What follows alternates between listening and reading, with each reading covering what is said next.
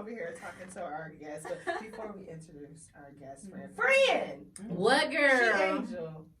I'm TSY. Oh yeah, y'all. Because I noticed we didn't do that last week, and I was like, we just got. I need my $3, but it's fine. Yeah, we should always introduce ourselves just in case you forget who we are. Listen, look at these nails. Let's see. Try a little something different here, a little longer, but I'm going. So they're soft, but my hands are always clammy. Do y'all have clammy hands or dry hands? I have dry hands. I have dry skin. I got going on today. Like going on. Mine are typically clammy all the time. So when a nail person does my nails, they put a lot of dehydrator on there so that my nails can last a little longer because they'll get clammy and the nails can come off. Okay. Nice. Well, how's your week? It's going good. It's going good. It's going great. Yes. Anything new you want to tell us? How's the candle business? It's wait, booming. Hold on. You called yourself. Don't tell me. I can't tell them yet. Oh, I forgot. I can't tell them yet. So because I have candles under Married Plus Women, but I'm also going to have another candle line to come out. So the name I haven't told people yet. Okay. I did tell you. But when y'all hear y'all like, oh man, that's such a good name. Just wait on that. Okay. Well, I'm glad you're having a good week. You smile. Yes. I'm excited because we got a guest too. So yeah, I'm just going to let y'all wait. Well, I guess we can introduce our guest friend. Come on. Listen, because let me tell y'all about this person here. Okay, first of all, I've known her. I feel like maybe just a year. Yeah, so it's the same time that I've known Kevin's my husband. How long? So 10 years. It'll be 10 years. Wow, that is amazing. And when I don't remember our initial reaction or interaction, but I do remember her getting introduced because we used to work at the same employer. And we got introduced, they introduced like, it was her and then it was my friend Fee. Mm-hmm. You know my friend Fee. And I remember seeing her and she was like, she has a son. And I was looking like, she look young as hell to have a son. That was my initial first, thing. So I was like, oh, okay. And then we got to talking and then, listen. And it just went from there. And her name is Darlene Perkins. Yes! Hey, Miss Darlene Perkins! Welcome, Darlene. She has been featured on our 313 Spotlight with the Mobile Laundry Detroit, honey. So, we have to bring the people in to let y'all know. And you are a really, really good supporter of Thank You Thank Us Later podcast. We love that. I'll be like, look at Mobile Laundry again. Yes. So, Darlene, let the people know who you are. Yes, Tell us girl. something about yourself. Hey, y'all. Hey, everybody. My name is Darlene Perkins. Yes, I am the owner of Mobile Laundry Detroit. Essentially, what the business is, how I imagined and conceptualized this is like, I wanted to create like some type of Uber service for this type of service. Okay. So essentially, we'll come pick up, wash, dry, and fold your clothes within 24 hours. You hear that? Right people? now, 24. it is 24 hours for 5 loads or less. Wow. Wow. Have a few ladies on Oh my God. Yes. I'm about to call the kids right now. Back up the laundry. She is computing on Like, me. you can see my mind. I saw you. That's why I looked over at you. Do you know how much time I could use to do other stuff? Like, laundry is such a headache for me. Like, my mother-in-law has to come over and still help us, like, clean out our laundry room because with kids, like, they want to change their clothes. And I got 2 girls, so they always want to, like, keep changing it to different stuff throughout the day. Then the baby, he getting dirty. So laundry just goes and goes. By the time the weekend, I'm not even halfway through. It's never ending. Yes. That's the one thing in our life we know will be consistent and always be there for us, and that is laundry.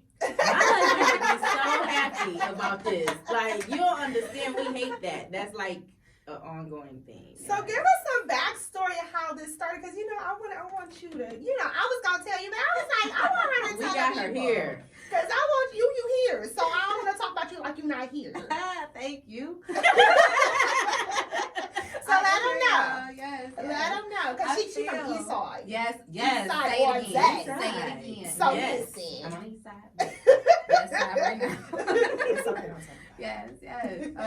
So I feel like it's like so much deeper too, because it's actually in my roots. When I say roots, like my roots of the laundry business. My father, he was one of the first Black entrepreneurs in Tennessee, Brownsville, Tennessee, and he had his first laundromat down there. He was the first Black man to do it. Wow. So, but What's his name? His name is actually John Perkins Sr. Rest his soul.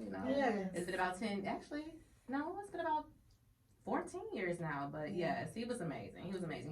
He's honestly where I get my grit and my ambition from when it comes to like just like coming up with ideas and just trying it. You know what I mean? Like don't think about it, don't ask questions, just do it. Really?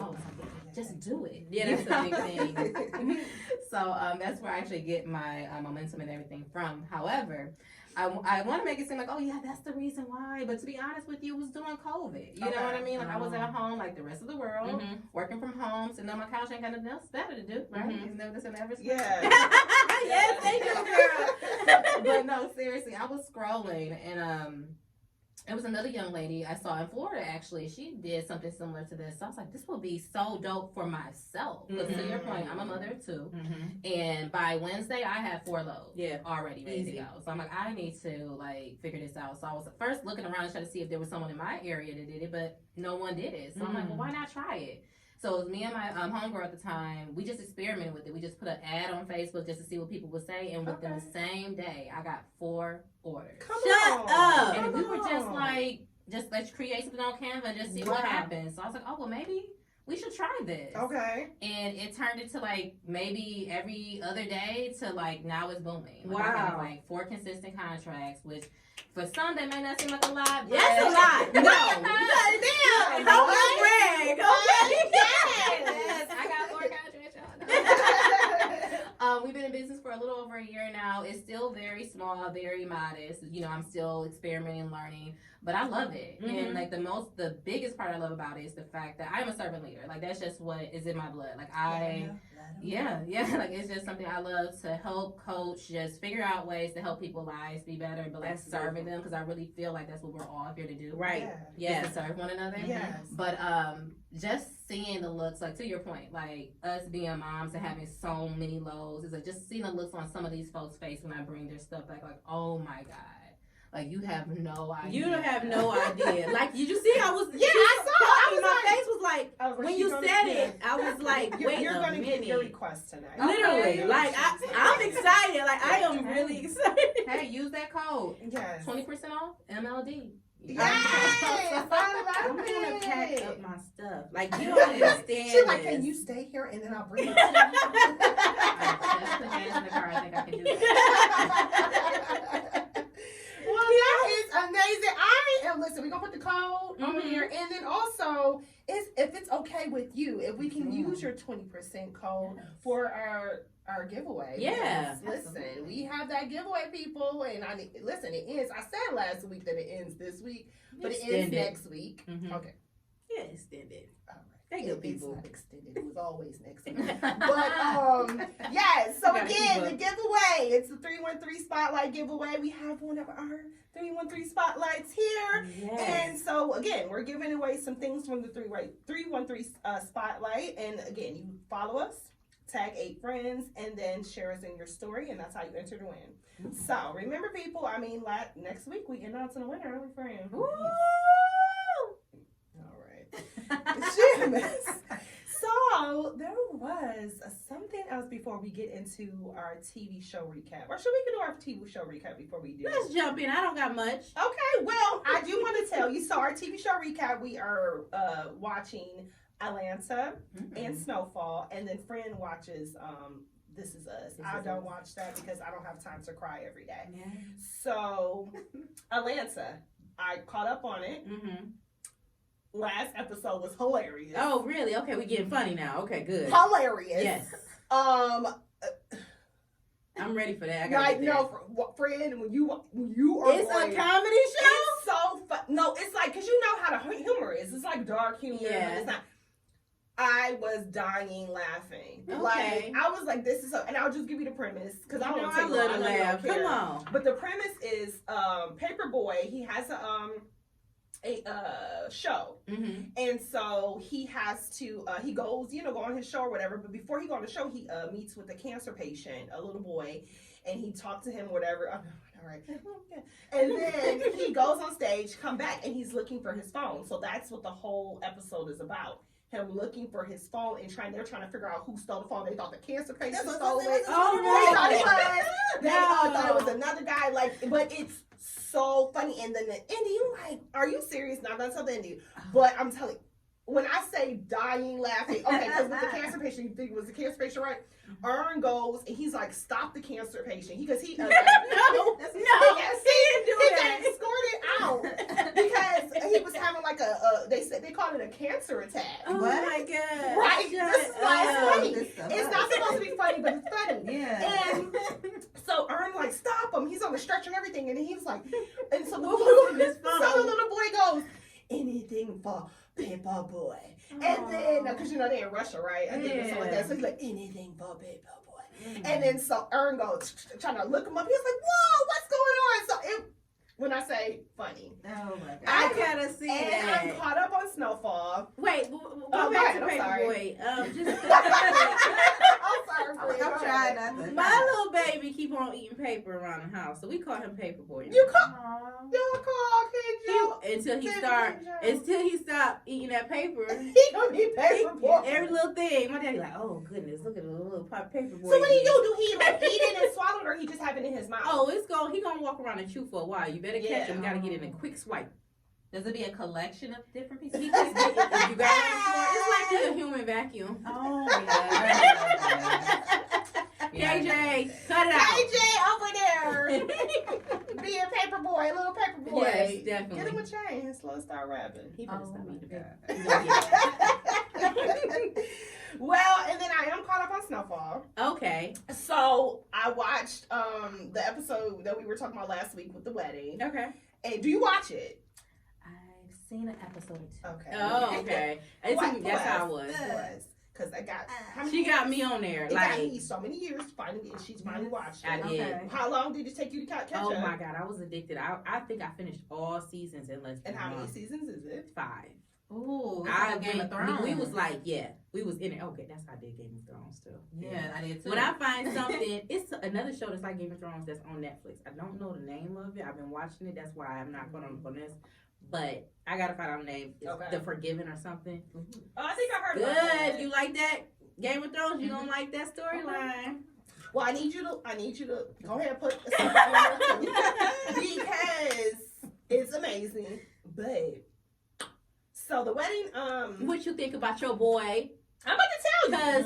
Because you and Kenny. Because and I still stand by what I said. Okay. Because my thing is Franklin, because you said something to the fact like how Controlling. That's what I said. Control. you said it was coming out because they was on the LSD or whatever. Oozing out. It wasn't. What happened? It wasn't. What happened? Who he talking to? Because did you see the latest episode? No, so that's what I didn't see. So Okay, so I'm gonna be hush hush, but it was not, because when you see what happened, how he reacts, he should have. baby Franklin say it's like good luck. Franklin said, "Oh, you." Okay. Say it. Reason why I love him and love this show is like he be already thinking 10 steps ahead of everybody, and they be thinking like, oh, whatever. This man had his back turned. When you got your back turned to somebody and you're talking to them, he goes and he tells his aunt and uncle, he was like, y'all want to be in the front? You got it. Good luck. Oh, because what does that mean, Franklin? Yeah. We don't know. Yeah. Baby. Ooh, Come on. I'm telling you. It's Fred. No. I get so excited. Like, did you watch Power? Power? Yeah. I'm getting how I used to feel about Oh, it got that good. St. Patrick. Like, he reminds me, his character reminds me of him. And Of course. Franklin is the chocolate boy. Yes, I see him everywhere. Yeah, I gotta watch that. Yeah, he's really No, good. but it's amazing. And Franklin's great. great actor. Lenny is amazing too. I love Lenny. I love his character as well. Something must have happened with Lenny. Yeah. Okay. And I'm Lenny, watching tonight. No, he did an angel when he like the way he talked to Franklin about stuff. I gotta watch your see it. friend. Yeah. So now I gotta go home. I'll see y'all later. I gotta go watch. Like, you got me like anticipating. But yeah, no, it's a good show. I'm telling you, listeners, viewers, You sold me. I'm watching it tonight. I told her, I was like, I love the show, and it's like, but I love shows like that. Like, I like that 80s, that grit, that everything. I love that stuff. I get so excited. Like, I really feel like I should have been a drug dealer. You could have. You know what? Now that you said it, I'm over here thinking like, I really could. You literally I really could have been. Thank you, friend. And that's a compliment. Yeah, like you really could have took over. Like the way her mind thinks, you don't really trust a lot of people, and you watch them closely, and you're just very, very strategic about what you do. You will be a great drug dealer. Thank you. Ask Kev if y'all want to do like a career change. No. He was like, no, I did not sign up for this. No. He would divorce me in 5 seconds. All right. Smuggler. Oh my God. So I wanted to go into because we're gonna talk about. We got so much to talk about. Yes, we do. But melanated news. So I wanted to talk about the good part. I want to talk about this first because these is friends people. Okay. And I think she know where you don't know. I don't know where you going. Gia and DJ Envy. Gia. Oh, Gia. My God. Yes. Y'all want to talk about this? Yes. Well, wait. Okay. Who asked? Did you see how she just checked me? Gia. Casey. That's fine. I'm just saying, I love them. So come on, carry on, because I was just talking about this. Anyway, so it seems like on social media that Gia Casey essentially said that DJ Envy delivered weak pipe. Okay, and during I'm not done. Okay, I'm gonna let you finish. Oh, okay, Kyle. During the interview with Shade Room, Gia sat down and candidly discussed their toxic relationship, including admitting that she faked orgasms for a decade during their intimacy. She also said we would be intimate and he would be putting his best foot forward, like he is in the business of satisfying just all around. He lives to make me happy and he puts his best foot forward in that role. Then she adds, so I would see him trying and really going to work, and I'm sure many women can relate. You want to reward that man for the work that he's doing, and only reward you can have is to offer an orgasm. And even if I didn't feel it, I would still be performing. And then your boy DJ Envy, horrible interviewer, says, it hurt me because I thought I was pleasing my wife. You hear all the stories about women talking about their girlfriend. Oh, girl, he was so short. Or, oh, girl, he ain't doing nothing. And I feel like they were laughing. And now I feel like that was my wife doing it. So now, friend, go ahead. Well, I just feel like that was transparency. That was them being vulnerable. And that was them sharing it for other couples that they go through that. That's a reality. Yes, 10 years is a very long time. I get it. But if you read their book, Real Life, Real Love, that's out now. That's so good. That you understand why. It's like his mind was a big ego. Like he had a real big ego. But also he was very insecure. So she felt like by doing that was going to make him get better. Like, okay, well, let me do this. Because he's like, he feel like I did it, you know. And then she's like, it kind of was her ego too. Because it's like, you know, I let him get off and then I'll roll over. And what she said on lip service is like, you want to just smoke a cigarette. Like, yep, I did that. But I'm in control. So it's jacked up. Yes. What you think, Darlene? Said not 10 years. Come on. Because 10 years is a long time. It's a very long time. So if she was never satisfied, when did she... They've been together 21. So only half 11 years of her marriage or relationship with him, she's only been... She's been... So in 10 years, she has not been satisfied at all? And then she said... By him? Yep, when she told him. By him. By him. But he's our only as well. So think about So that. He she has didn't learn nothing- her so body. she has nothing to compare to. That's what I'm saying. So they started young, 15, 16, and then they went on from there. So you, as 15, 16, that boy don't know how to find your spot like that. But I was. You said no I just can't believe that. Like, for 10 years. I was under the impression that she didn't have an orgasm, not that she did not enjoy the sex. Oh, she said she enjoyed it.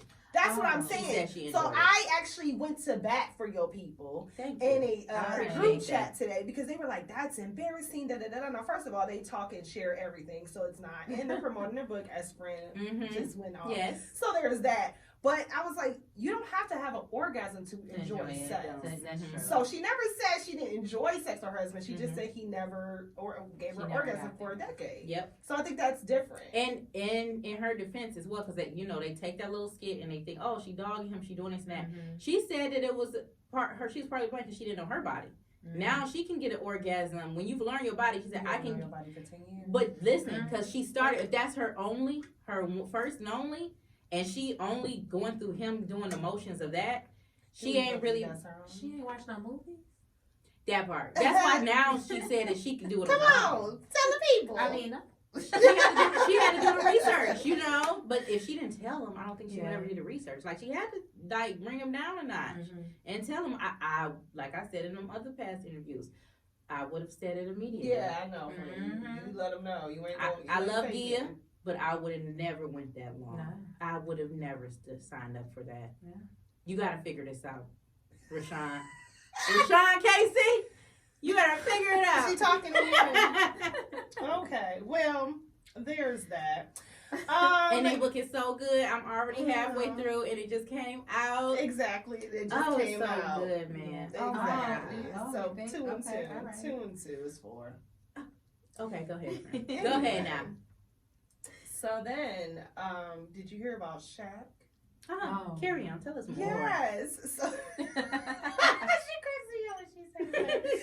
So Shaq was the latest guest on The Pivot, and during the show, he opened up about his divorce with his ex-wife, Shawnee O'Neal, and took accountability for their breakup. He said, "I wasn't protecting her and protecting those vows." Sometimes when you live that double life, you get caught up. So I'm not going to say it was her. It was all me. He continued to explain that Shawnee did everything that she was supposed to do in their marriage and that he was at fault for what went wrong. Well, we know that because we heard about him all out there. We know Shaq was a piece of work. So we know that. She put up with a lot. I've like, heard stuff. Shawnee should have been gone. Shawnee stayed around. She did her time, so he can't speak bad on her. He know that. I mean, that's given. Like he can't even say that. Blame her. He was out there, and she was at home with all them kids. And remember, it was like those kids was big.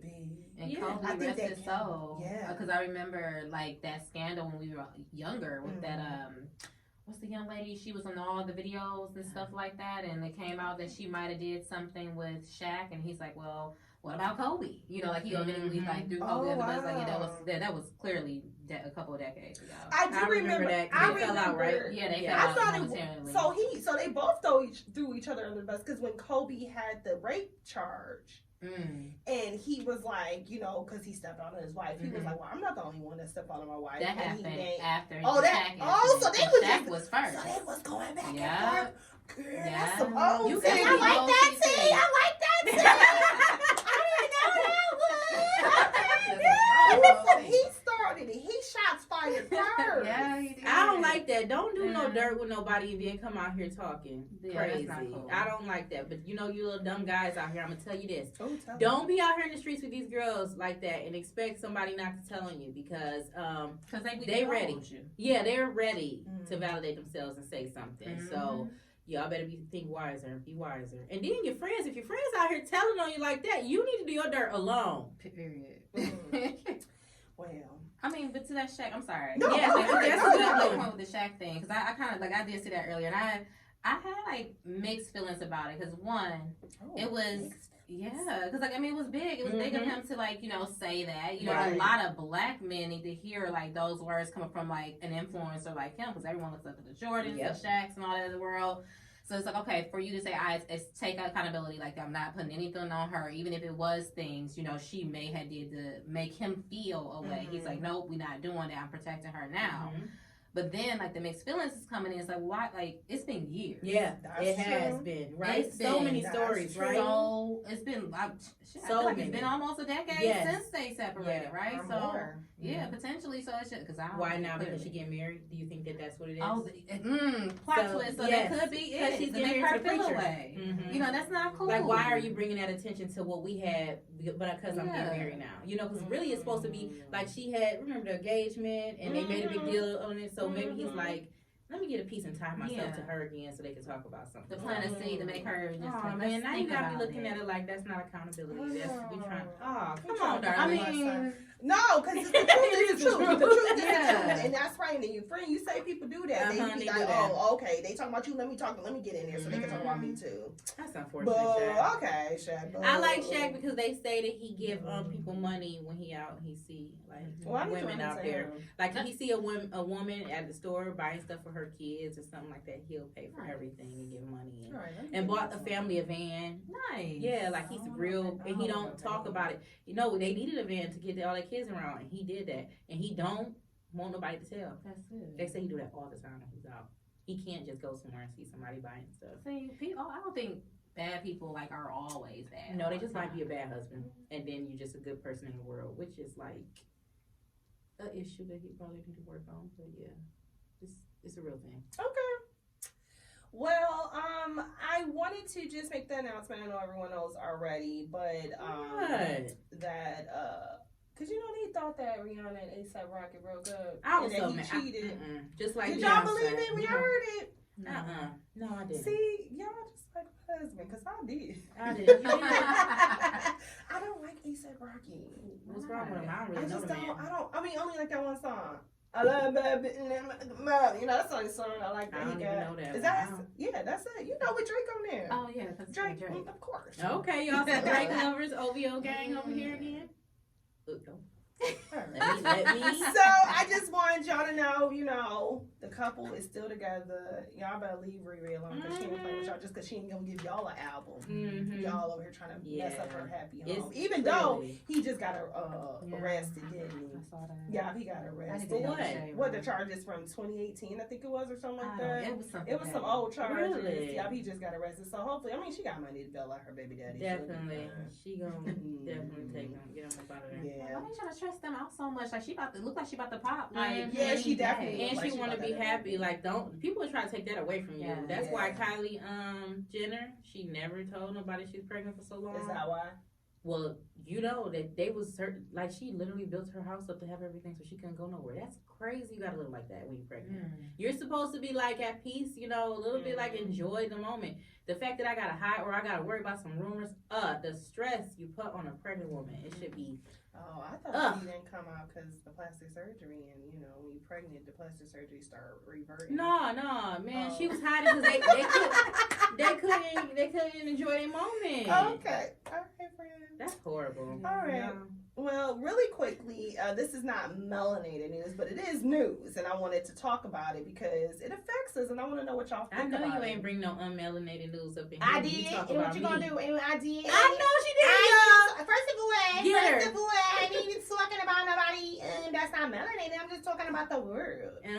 All right. So anyway, on Monday, did y'all hear what happened?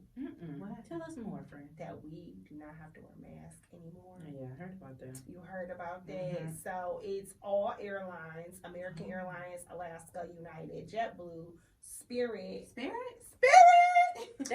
They fighting on there. They're gonna be over Frontier there. and Hawaiian Airlines. They are no longer requiring your mask to wear. What y'all? Are y'all still gonna wear your mask? Oh yeah. I'm gonna be out here with it on. Yeah, because I feel like even if I live out, see that wine that I had. That's all you need. But even if I fly out the country, isn't certain countries still requiring it? So like, I'm not gonna not have it. They're like, y'all Y'all wanna Americans take my coming business? over here with y'all maskless selves. And keep me there. Yeah, we I don't you want to those put your problems. mic closer I'm to you. sorry. No, you don't got it We closer don't to want you. You them can bring it keeping you closer there. to you. Yeah, there you go.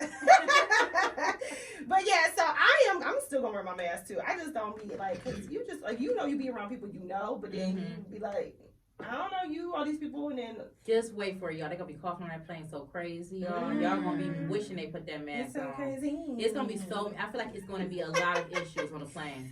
We gonna hear about some real fighting on the planes now. Yeah, Not just Spirit.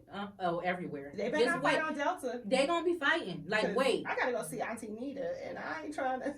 Well, Giving you the best that I got. Hey, Yeah. so CBJ no longer Oh, man, has that's an old, attorney. okay. So you know, we talked about him before. He was getting head on while he was getting an interview. Shut up, we so sad. Oh, you didn't see No, that? I did not. Yes, oh my God, girl. So okay, he was doing a whole interview with this woman, and he was getting head at the time. Just nasty. Literally told the girl, "Come here and go ahead." It's like that. Wow, he was It, like this. yeah. He was doing. It was a Yeah. Zoom situation, Mhm. but at the same time, it's like, sir. Where's Faith?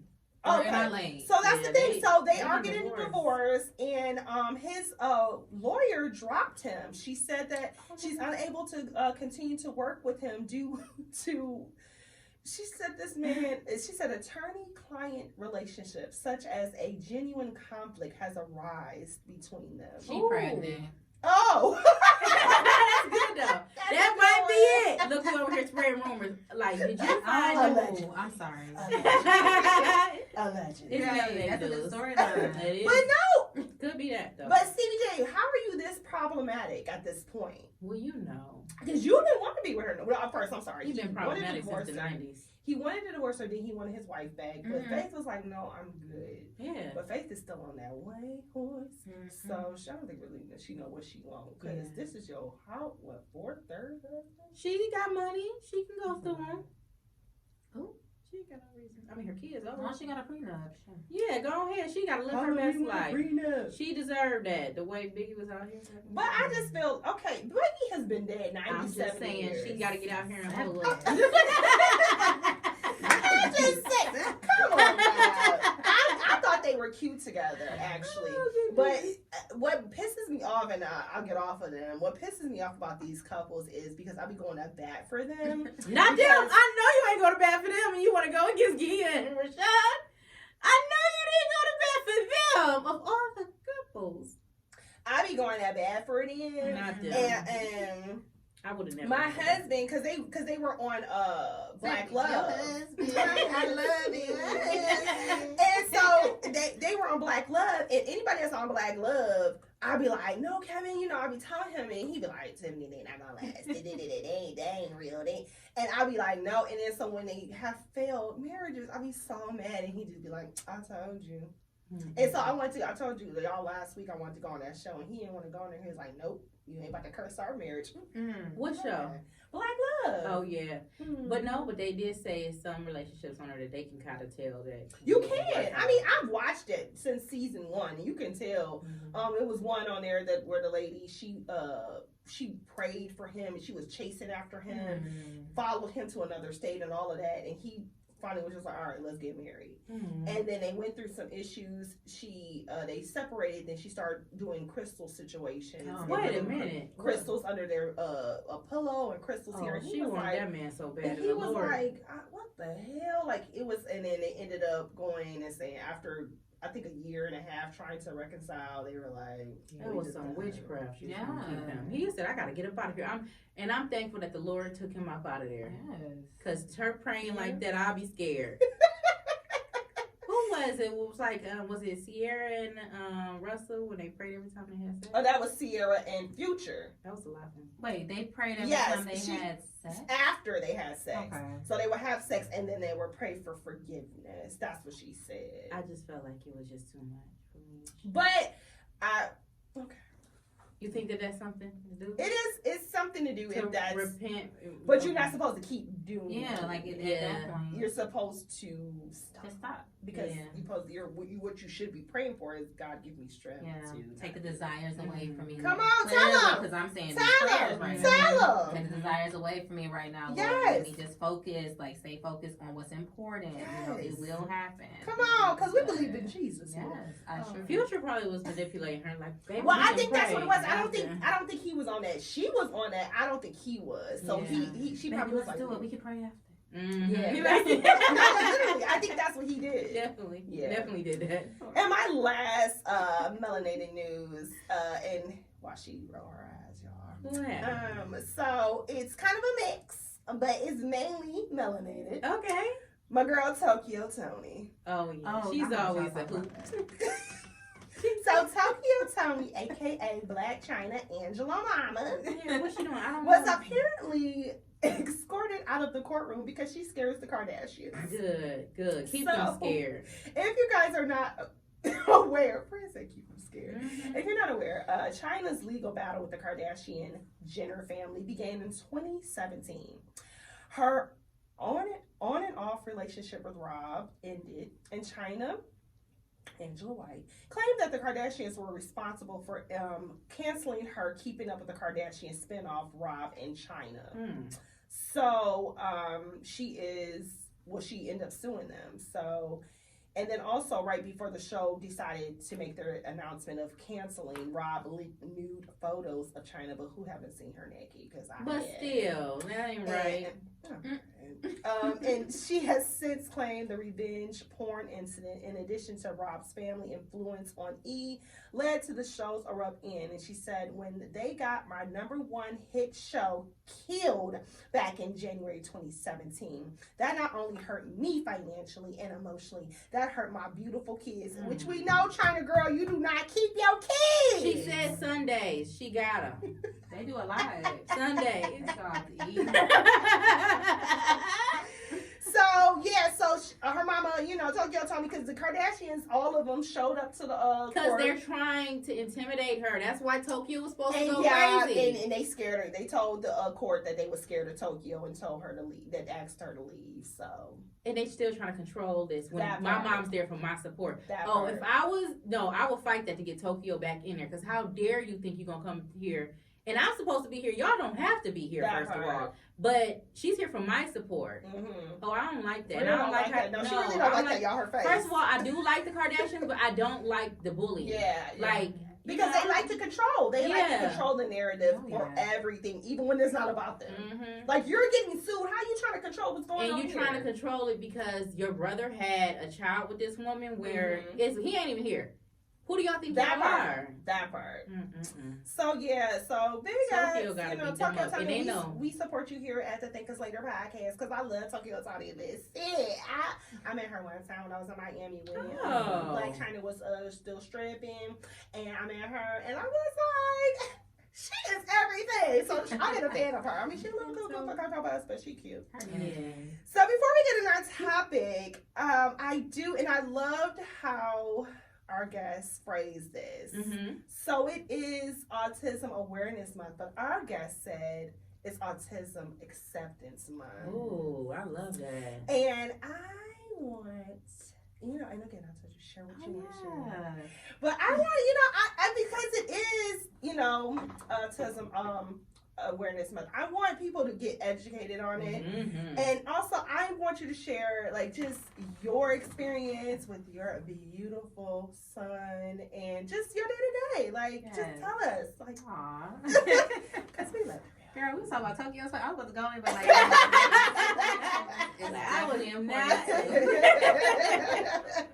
we got a little serious. Yes. So yes, no, I do have a son. Well, I have two boys. Okay. So Darrell, he just turned 14, so I have a teenager. Oh my goodness. God. He's going to high school. Ah! Woo. Are you scared? Right. Girl, I don't even remember when I graduated from high school. Okay. What is happening right now? Oh, yeah. I'm feeling away, but is he excited? He is. I can tell we did a tour to school just recently. Awesome. I was intimidated because the school that we're going to is as big as it's like a mall. Oh, we stay in Westland. It's huge. Wow. The school is big, so I definitely was intimidated, but he loved it. And he wasn't intimidated because I was intimidated for high school. He was walking around and going to sit at tables and stuff. He ready. He ready. But he said, "No, I'm like, oh my God." He's so strong. Yeah, I was scared. No, it was good though. It was a good experience. I loved it, and I'm excited. I'm excited for him. I'm just excited for the whole experience. And the school that he's going to is like it's not a school just for kids with autism. It's like a Jennings school with the inclusion.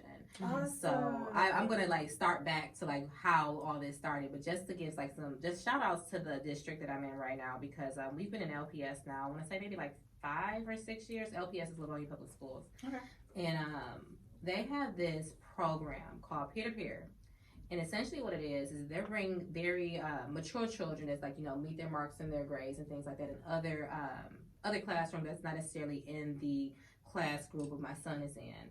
And like they come with him on lunch, recess, sometimes just come and sit with him like during the class work and just sit with him, be with him, like just be around him and make him feel included. And they've been running this type of program now for like 5 or 6 years. Okay. It was strategic why they did that, because these group of children, if their marks are still good, they're all going to be in the same school together. So my son could have essentially like 5 cohorts of friends that are like seasons of friends. So it's going to be like probably about 20 kids at this school that have been his peer buddy in some age group, and then they all be able to go to school together again and walk the stage together. So that'll make it so much easier too, because you don't have to wonder like how I'm gonna find friends. Yes. Yeah, like it's so much easier, because that's something that's a fear. Like when you're going in there, it's like, well, who's gonna, eat lunch for me, or you don't like me, this and that. But hey, I already got somebody who looks familiar. He got some buddies in there, and so that really warmed my heart, because I was like, okay, like we can't move. You have to stay. Mm-hmm. So no, shout out to them, and yes, I'm LPS. So grateful. Yes. And how old is your other son? My other son, he is 6, going on 60. Jordan! Yes. Can you tell the story? Oh yeah. Can you please? Story, Please tell the story. Because I promise you. Honestly, so I'm gonna tell it from my perspective. Yes, I don't think my friends believed me until literally, like I said, me and Darlene worked together, and so when I say we worked together, we was out there twerking for lawns, and then we would twerk outside. You know what I'm saying? So literally going out, having a good time, living our lives. Now you guys are gonna see this video, but Darlene is petite, so I don't even know. It was summer, everything going out. So one day she called me. I feel like it was like towards the end of the summer. She was like, Tiffany, I was in the tub and my stomach moved. And I was like, girl, what's wrong? You hungry? And she was like, no, I don't know. Like my stomach moved. And I was like, girl, and me. And I'm little. She's like, when I say nothing. Really? Like, sis, no stomach, no nothing. We out. The best shape of my career. Listen, that is amazing. She had to say, she was like, I lost weight. I see her. Yes. Sis was pregnant. Oh my God. Literally, what was it, 7? It was going on. Shut up. 6 months. Oh my goodness. So when you hear the story like those shows, like I didn't know I was pregnant. I used to didn't believe it either. This is a real I person. know someone, literally. And I'm so grateful, because that was my health kick year. Like that's when I stopped my seeing. Yeah. Wow. Okay. She's talking about you, Kat. Shout out to Kat. I was living downtown, so I was walking back and forth to work. I was eating healthy, working out, everything. I was losing weight. Yeah. And it's so wild, because me and the kid's father, we had decided like the beginning of the year that, hey, we're going to try this celibacy journey as well. So we got it in come December, the end of the year. So I'm like, okay. So when it all came to fruition, like it was like, this has to be Jesus. Yes. Because how is this happening? This is so funny. And if you guys did pick up on that, pick up a Bible. Yes, please. I will not tell you the page, but I promise you. What did you do in the tub? Like, I'm really like, No, I don't I'm just Bible. relaxing, and I'm just, I'm just sitting there like, okay, I know it's late, but it's like, am I tired? Is it gas? So I think the conversations me and this girl used to have this be wild. So I'm like, we laughed it off, like, oh, whatever. So yeah, I'm like, I'm hungry. You're probably right. So how I found out. So our employer at the time, well, my employer, her employer at the time, we have a health truck that comes like once a year just to do like some type of like high level health screening, so we can get like a credit towards our insurance. Yeah.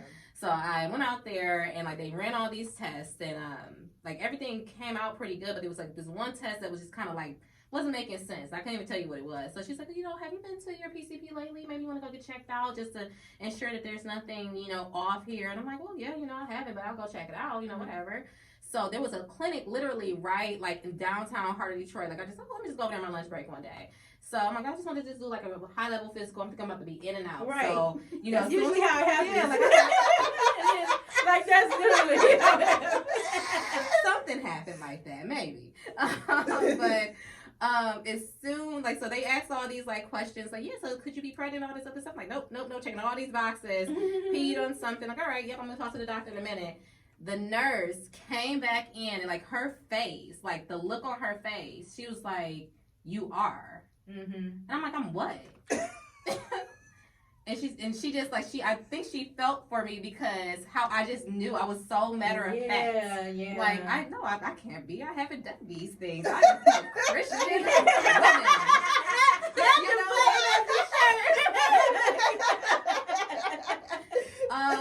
So she brought me to back and showed me a couple tests that she dipped my pee in, and she's like, yep, they all came back the same. And I stood there for a second and I just walked out. I'm like, yep, I don't need to talk to anybody else. I'm going back to work. Have a good day. So it took a minute for me to like let it sink in, but I went and we confirmed, and no one could tell me how, because I could not remember when the last time I did this, and I still thought it was fake. Yeah, you know, like, that's usually how I'm the same way. I'm like, clearly there's something wrong with me, like, oh my God, maybe it's like these false negatives, maybe something wrong with my organ. You know, I used to. This is hilarious. Head. I'm the same way. I was. I'm sorry, just a pause. So yes. when she said she was on her health kick and she, stopped smoking cigarettes and all that good stuff, right? So one day we were at work and she had came, and I'm not over exaggerating because I can do that, but I'm not. She sat by my desk and I literally, she wasn't sitting on top of me. I can feel her heart beating. Oh, and you remember that? My very first anxiety attack. And I was like, Darlene, I was like, no, we need to call somebody. No, like, cause I was freaking out. And like, but the thing I tell that story is because she do be over exaggerating. So when she came up, she was like, Tiffany, I don't feel it. I'm like, yeah, you bad. And she's like, no, I'm for real. Like, I don't feel good. And I felt like her heartbeat. I'm like, oh no, like she's serious. So yeah. Yeah. No, that was wild. I was so glad I got Jesus. Yes. Meditating and praying, because like none of that stuff happens anymore. That's God. good. Oh my gosh. Yeah, we were supposed to talk about something else, but yes. That is how. So like I ended up going my PCP at the time because her equipment wasn't working. Oh God. She told me, hey, you might want to go to the emergency room and let them check you out real quick. And sure enough, they put the stuff on my belly. Like, it was flatter than this. Like, when I say her stomach, I'm not over exaggerating. Her stomach was flat. Wow. Yes. And they rubbed it all the way. They said, he's up here. Oh my God. And I'm like, what do you mean? They said that's how far along I am. And when they did the measurements, they like typically when the child is that long, like you could be between 4 to 6 months. When you sit up there, I'm like, oh my God. I was like, wait, what? That's crazy. I was like, is he okay? They're like, and you didn't feel nothing. Like, he's chilling. And I promise you, this is the power of your mind. Yes. Because as soon as I found out, and I finally came out and told people, like, hey, y'all, guess what? It's going to be a baby shower next month. Please show up. Please. Don't ask some questions. Literally. It was another young lady in my office. I was farther along than her. And she was out here. Oh, my goodness. I was here. I'm like, there's no way. And the baby came out 2 weeks early at 10 pounds. Oh, my gosh. And where was he hiding at? And he's a Libra, and I came out 10 pounds as well. So just saying. Yeah, where was he hiding? Girl, and these boobs, something. He found somewhere up there. That is amazing. Story. That's an amazing story. Shout out to Jordan. And I follow him on Instagram. Y'all should too. He's fun. Great kid. He was definitely supposed to be. Full of surprises, Jordan. Yes. Since day one. Because I'm telling you, I didn't know he was in his mama's stomach. I was like, girl, out here twerking for long. We was out here twerking for long, and she out there. But yes, so I just back to the rip. Sorry, I love you, Jordan. Yes. That's a good story. But yeah, no, Darrell. So, so high school this summer, this fall, I'm sorry. But so autism. So how we found out So autism Yes, is tell us very, what it is. yeah, let's just first go there. So I'm going to tell you what the internet tells. Okay. But Okay. I'm going to tell you like what's happening, right? So Okay. according to the internet, like the dictionary says right now, autism is a serious developmental disorder that impairs the ability to communicate and interact. It's a like on a spectrum, so like it's a range. And to be honest with you, I don't even think the doctors has really figured out what this range looks like, and I can go deep into this, and I might. But it supposedly impacts their nervous system. So when you think of autism, how I think of autism, what it is, it's like a sensory thing. So when I say sensory, it's like the things that you feel, you touch, you hear. It's an environmental thing. Okay. And depending on the environment and like what's really going on, like it's how he reacts to the environment. There are delays with my son. Like, so when I say delays, it has been some speech delays over the years, and like some motor delays, but for the most part, this boy's a genius. And I don't know if you guys know. That's what they typically say. Yes. And I used to feel some type of like, I'll just be saying stuff, but like there's some like really famous people out here. Like I think they said Albert Einstein was autistic or something like that. Yeah. So I can go on a list of that. They're not understood. That's why, that's the whole thing. You don't understand them yet. Yes. But you can tell, like, I got an autistic cousin, and it's like, you can tell that they genius. The stuff that he does, it's like, I'm telling you, like, he draws things that are like, I wouldn't be able, I'm drawing stick people still. It's like, what is going on here? How do you know this? Yes. It's amazing. Yes, with my son, when it comes to technology, and it's wild. He's been able to do things with our television, tablets, things that I don't even know how to do. Like we've never even shown him. But all you have to put it in his hand. He looks at it, and he'll remember a password by like looking from across the room, like how we moved our hands. He'll like things like that. Like he's really big on repetition, and he is really big on visuals. Okay. He talks when he wants to talk. So I mean that he will sing full blown gospel songs, word for word, in melody. But then everything else, like no, he might not want to talk. Like he talks when he wants to. These are things that I've had to learn over the years. Because when he was born very healthy child. Like I carried him to term. He came out 10 pounds too. Oh my goodness. Right, you see her, I'm confused too. Girl, I'm so scared to have any more children. But like he was hitting all his marks. Like, you know, when I say all his marks, like the milestones that you would believe as like, well, the grid that the doctors give you when you have a child. Like, making sure, like, you know, is he doing this? Is he eating this much? He was doing all that. Very happy child. You know what I mean? He's still a very happy boy. And something happened around the age of 2 going on 3. And I have speculations, and I don't want to offend people, you know, but I'm just going to be real. This is the raw. Okay. Because I don't know who's going to see this later, but I'm going to be real. So I'm going to be very candid, like, and give you the context. So I was a young mother. I was 19 going on 20 when I got pregnant, and I had him around that age. And at that time, I wasn't making money like that. You know, I was a waitress. My insurance was Medicaid, so I was getting insurance to the state. Had him, followed all the guidelines. I didn't breastfeed him, so I was giving him Infamils, all the things over the counter and such. And something I remember is when we were at the hospital, because I recognize this differently when I was with my oldest son, my youngest son. We're at the hospital, like he received a lot of shots. And I thought that was kind of odd that when you first have a child, like, you know, they receive so many shots. But you know how they explained it to me at the time. You know, I was young, so I was only able to like really obtain so much. I was like, okay, well, maybe this is normal. Like, you know, like, and then people were like, oh yeah, you got all those shots when you were a kid. I'm like, oh, okay, you know, like whatever. But over the course of time, you know, like over like the first year, it's like I feel like every other appointment he needed 2 or 3 more shots, a couple more shots, and something happened.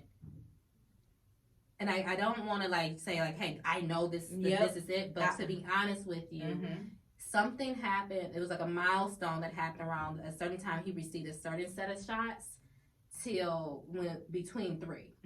So he was still very young, and slowly, because it didn't happen right away, but slowly, like the things that he was like the normal things he was doing was starting to like regress.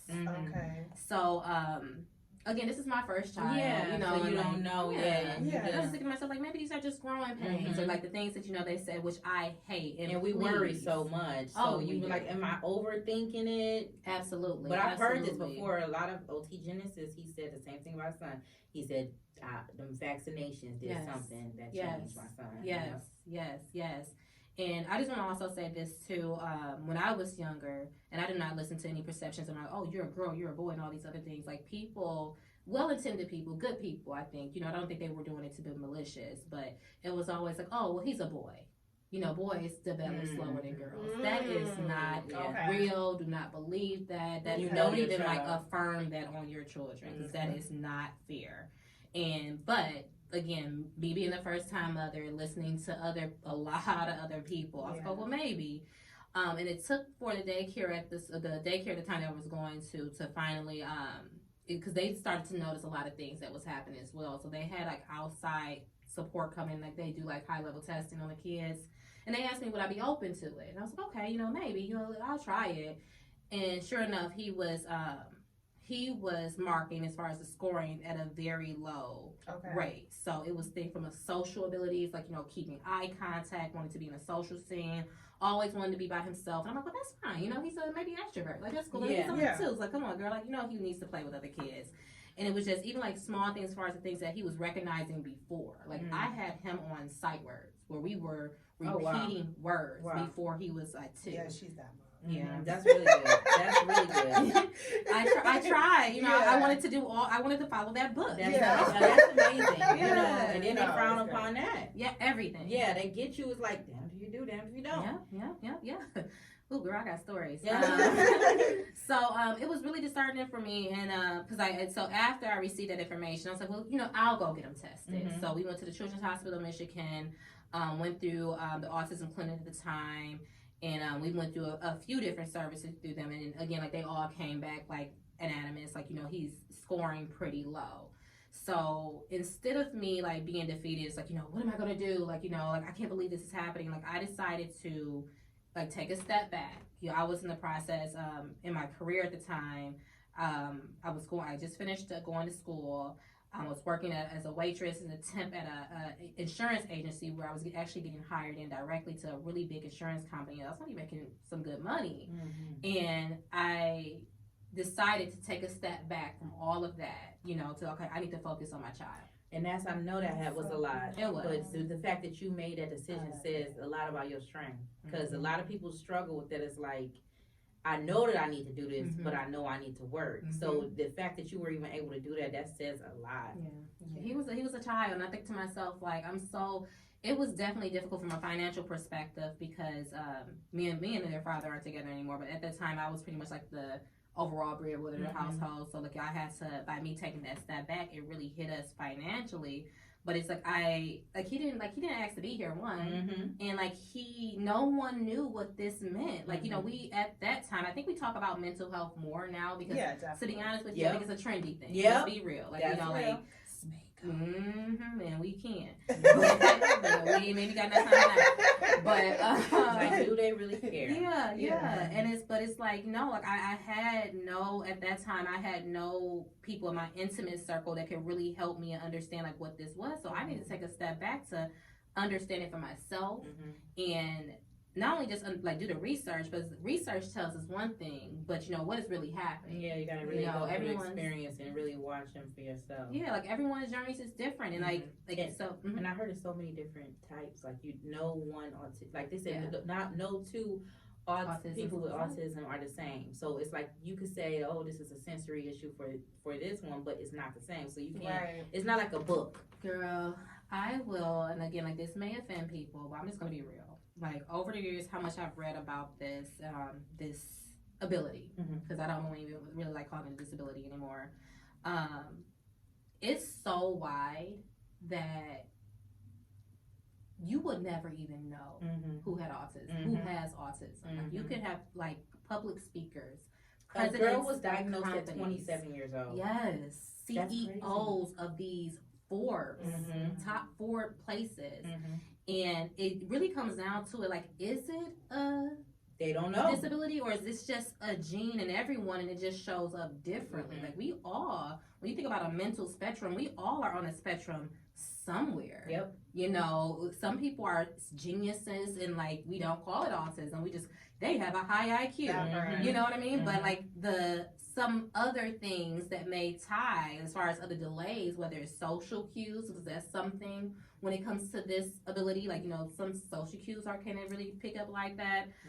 Motor sensory things, like it's a slew of things. So that's just my, I know other people share the same opinion about this, you know, but that's my opinion when it comes to like how I think of the spectrum, because like we all could be on it, to be honest with you. So do you think I know you said with your son that you found out afterwards, like with the daycare, and then you have your suspicions of how it came about. I see on TikTok how they have videos, and it's again trendy, but going and saying that you can see early signs, and I'm like, how, like, and the things, honestly, again, I don't know too much about it, so I'm like, I'll just go past it. But it's like but they're like, well, if your kid does this, that's an early sign of autism. I'm like, is it, or is they just hungry? Because I put everything with food. Because that's what they are saying too. Because I with the babies, now they're saying if this, that can be something of sign. But then a lot of them are saying that's baby sign language.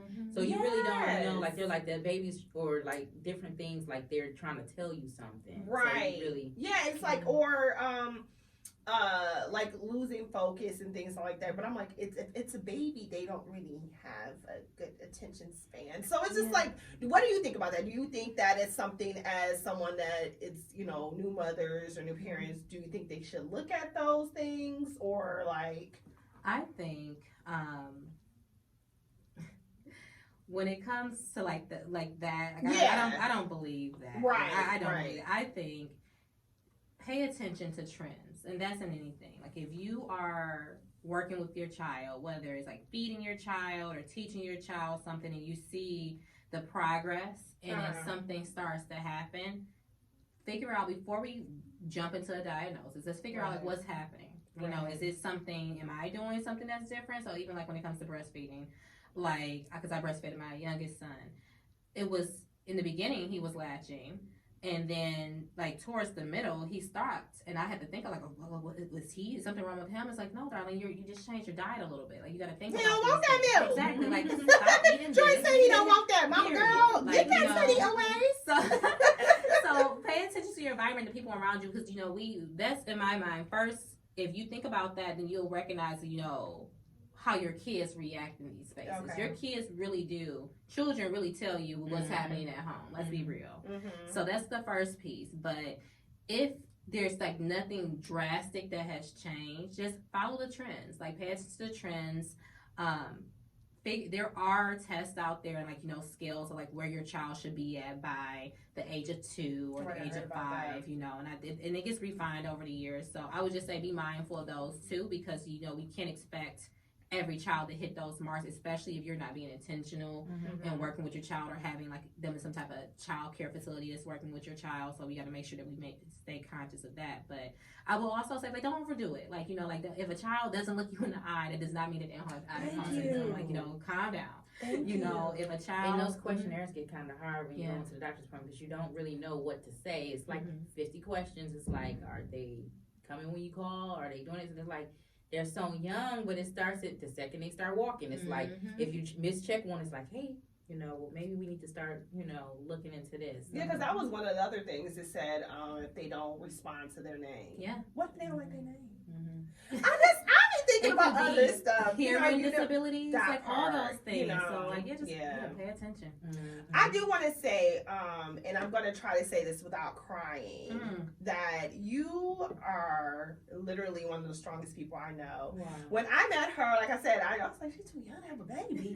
But it's just, I'm old, it's fine. But how dedicated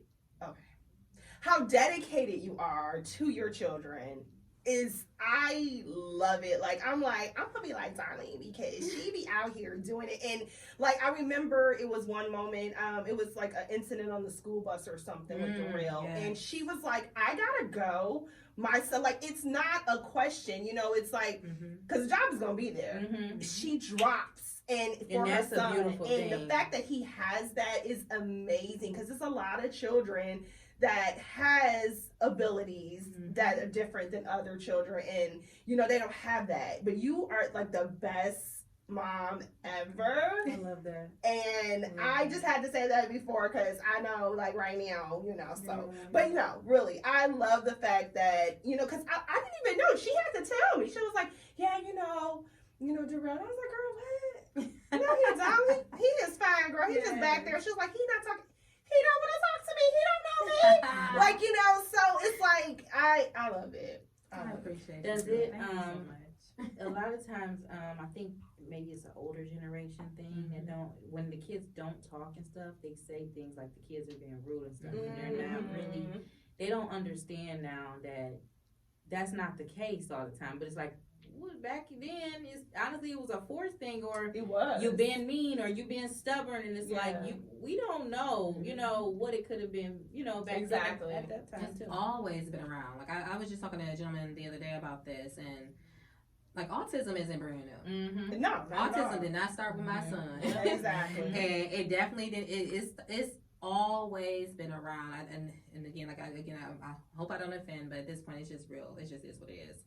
Our community, at least what I've experienced, is that I think when it comes to mental abilities, like, or things that they think is not normal, it's shameful. Yep. It's guilty. Definitely. So we're gonna either pretend like it's not there, or we're gonna beat it away. Yep. That. Or like you're in trouble. You know, like, oh, it ain't nothing wrong with him. He just need a whooping. Or you just not doing a good job as a mom. You know, you the reason why he has autism. This is they real blame talk. you. Excuse me. Maybe because you're not doing Where enough. Because you're some girl. That gave me chills. Yeah, but I mean, this is real, and I've talked to other women, older women. You know, I've been doing this for a while, so I've been mentor, coach, but I'm also mentoring, coaching other women, older women, younger women, like that have children with disabilities, and some women that don't have children, like they have children without the ability, just to let them know, and they're hearing the same things, and these are just, I think those are just cop outs, like ways of us to, it's lazy, ignore it. Yeah, it's lazy because it's like no one wants to put the effort, or they're afraid that if I start to dig or like try to put this in and this again, this is my experience, then we may uncover more. Yeah. Or well, whose side of the family did it come from? Yeah, start the blame game and making it about you rather than let's fix, you know, what we can. Let's make him have a long, productive life. Like, let's pour into this child. Yeah. And I think that a lot of times when you move like that, you push people away. I don't want to be around you if I feel like I got all of this going on. I don't need you to judge me. You know, just be there to support me. How did it affect you finding out that he was autistic as a mother? As a mother, well, I was fairly young, so I want to say when we got the diagnosis, maybe 22, 23. And because it was something that we never talked about in our family, our community, and anything, I thought it was my fault. I'm gonna be real. Like, the more I did research on it, I was trying to like uncover things.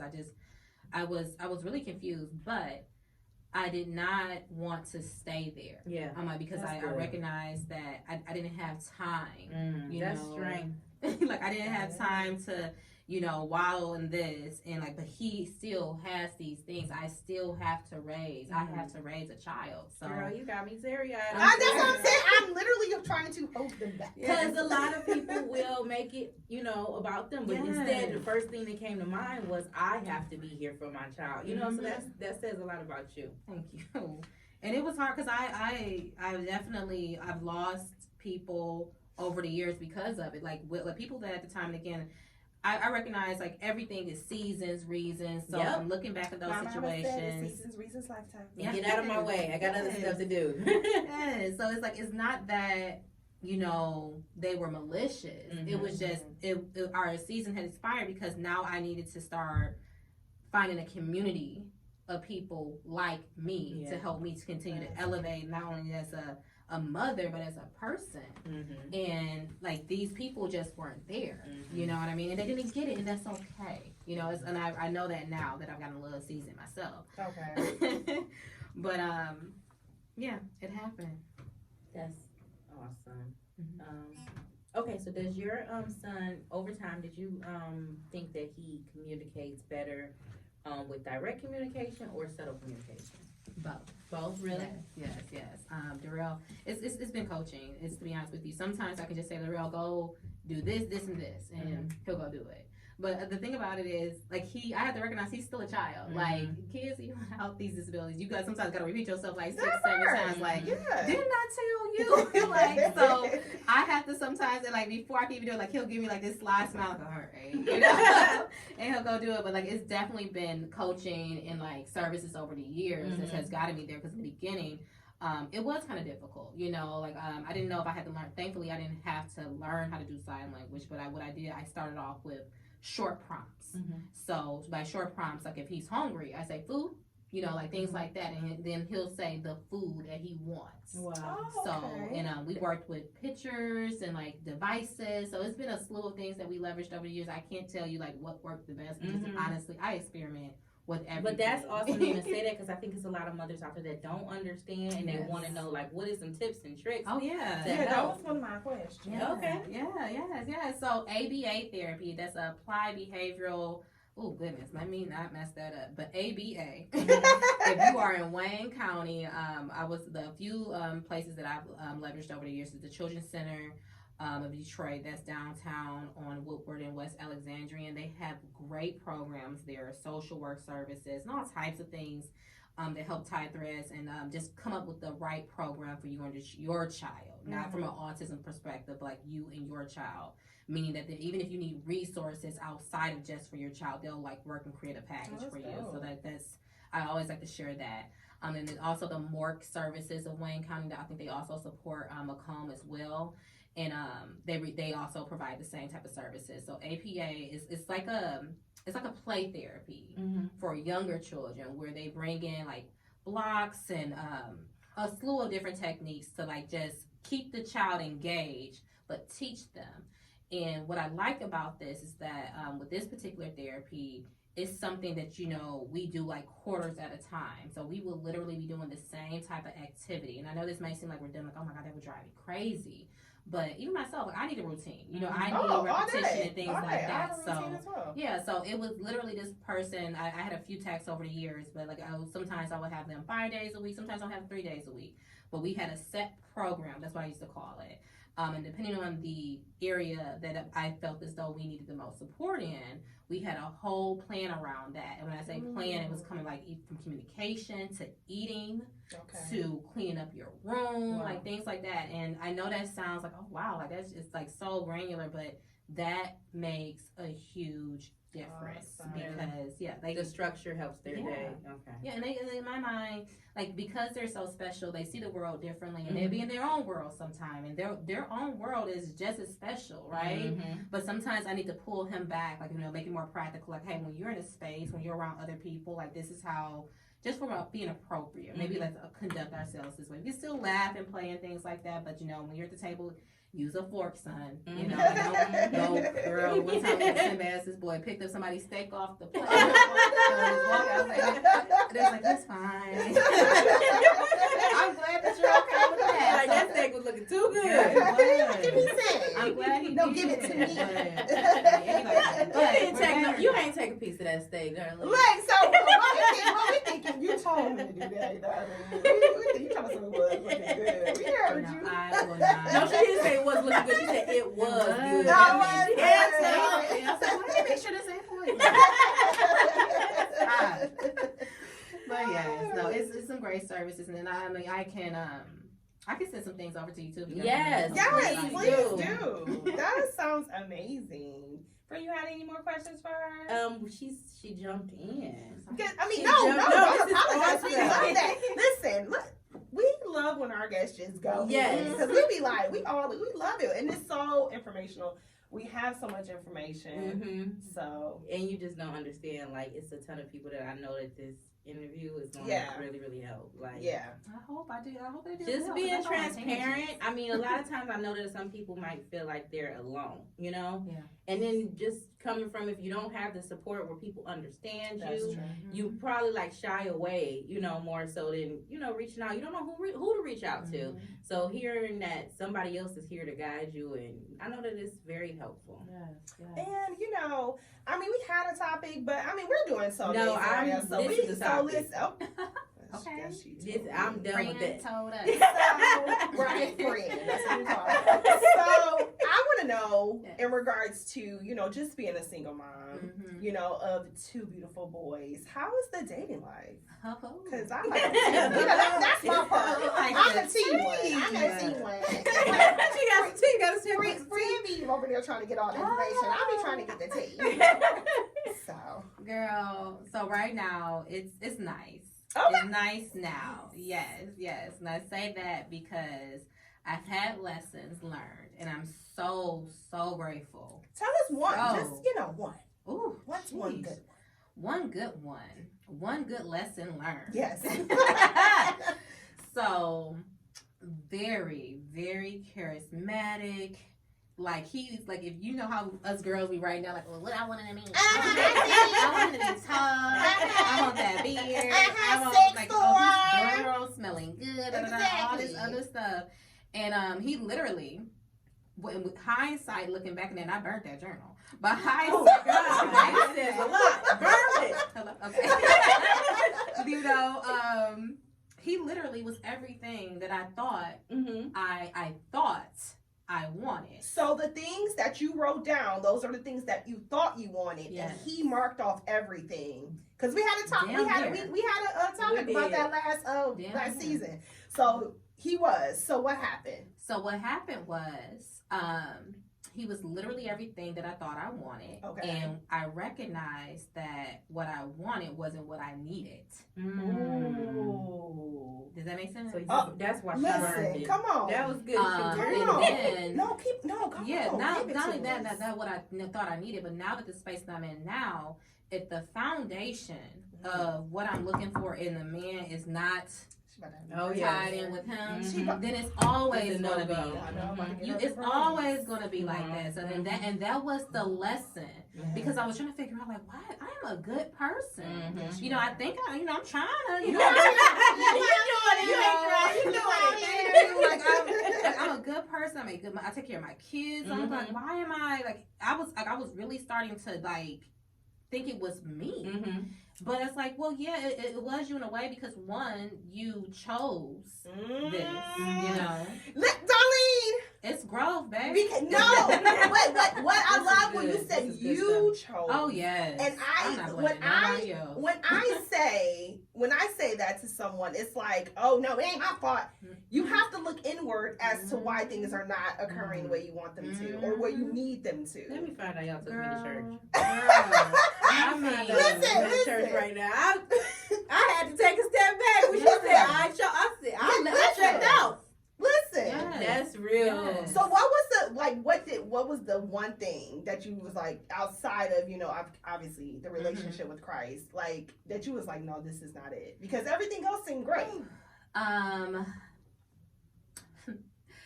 Oh my gosh. Oh, Was wow. it a good relationship with the children? He had a pretty good relationship with my Okay. children. We were actually on the verge of getting married. Oh. Wow. Took me I got my to go cup. get got my ring size. Like, let me pick out the ring. I'm looking like, what is this real life, y'all? Wow. Like, I did not know I was gonna thank Oh, God. man. But it was a lot of smoke and mirror. Gotcha. And by smoke and mirrors, COVID, thank God for COVID. Because me and this man, we lived together. Thank I guess no God. one's ever said that I'm before. sorry. Yeah, thank God for the experience. Yeah. I should No, say we at knew that time, what you that meant. experiment that we were in as a collective. They said it. No, they said it. It makes a break. Yeah, My definitely. gosh. And it was like, I had to understand, I was at work 8-10 hours out the day, and then we really only saw each other in the morning when we got, up, got the kids out and left. But when you're in the home with someone, from the time you wake up to the time you go to bed and I was doing my best to just ensure I gave him space, that I gave my children space, gave him time. And it was like, it still wasn't enough. When I say a lot of smoke and mirrors, it's just that was the time when the facade started to come down. Okay. Like I started to see him, like he started to show himself in a different light, and that was necessary. It was definitely necessary. I started noticing like a lot of controlling traits that had always Those been little there. red flags slipped through. They were always there. They were always there. And that's it's why that I'm trying to, representative. girl, and I try to tell the young ladies like that I'm coaching now and again, like reminding myself like, we gotta pay attention to red flags. I don't care how good they look, smell, and stuff like that. Like if it's something that you know that just is not like from like what I need, what I require, but they doing everything else right. No, if it's not what you need and what you require, you need to address that. Yeah. And then again, you need to be okay with what they decide to do, whether they correct it or if they don't, because just like they have a choice, you have a choice. Darlene, you have a choice to stay in it, and choose to let them love you the way that they're loving you, however they're doing it, or say, hey, maybe this isn't it. So there was a lot of other things that happened too, but like that was like the tipping point of it. But recognizing again, hindsight, now that because that was a little over 2 years now, so that was also another thing that I did. That was the longest time I decided to take a break from dating. Wow. Like I've been in a very long relationship with my kid's father, clearly. And like I've kind of like when we had our off points, I tried to date in between them, but he's always been like he was my person. So I never really took time off to like learn me. Oh, that's the part. Can you say that? How was that journey? It was fun. It was definitely fun at first, and I don't want to say it was lonely because it wasn't. It was like Can I you was please not. say that again? It was not lonely. Thank you. And Heinz, like when I Thank you. someone first told me like, darling, maybe you should take a break. I'm like, be by myself, but like, how am I going to show up for somebody else if I can't even be by myself? Woo! You know what I mean? Like for real. When people say that's lonely, it's like you saying yourself. This is it. You saying you don't even like yourself. This is period. it. You ain't even fun. I can't stand the saying where people say that, and yes, I can say this even though I'm married. Period. Because I was dating and I was out here dying and Girl. plotting. But because I gotta let them know, friend, I was from the streets. But I can't stand when people. Okay, We both like. But what I cannot stand is when people say being single is overrated.